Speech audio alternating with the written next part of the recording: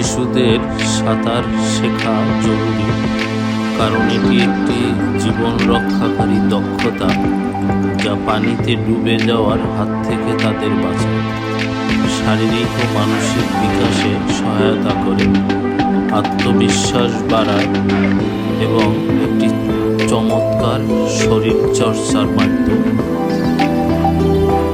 জীবন রক্ষাকারী দক্ষতা: ডুবে যাওয়া রোধ। সাঁতার জানা থাকলে শিশুরা হঠাৎ বিপদের সময় নিজেদের এবং অন্যদের বাঁচাতে পারে, যা বিশেষ করে নদীমাতৃক দেশগুলোতে অত্যন্ত প্রয়োজনীয়।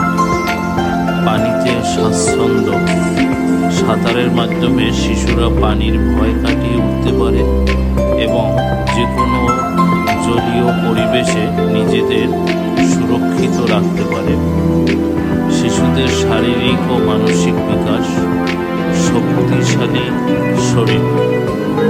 শিশুর শারীরিক ও মানসিক বিকাশ: শক্তিশালী শরীর।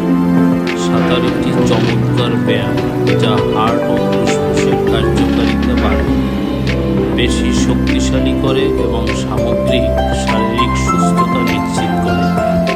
মানসিক সুস্থতা: সাঁতার কাটলে মস্তিষ্কে রক্ত প্রবাহ বাড়ে, যা মনকে প্রফুল্ল রাখে এবং মানসিক চাপ কমায়।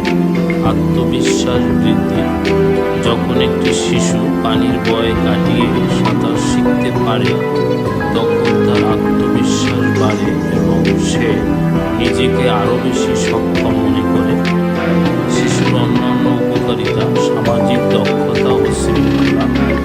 সাঁতার শেখার সময় শিশুরা দলবদ্ধভাবে কাজ করতে শেখে এবং নিয়মানুবর্তিতা ও শৃঙ্খলা অনুশীলন করে।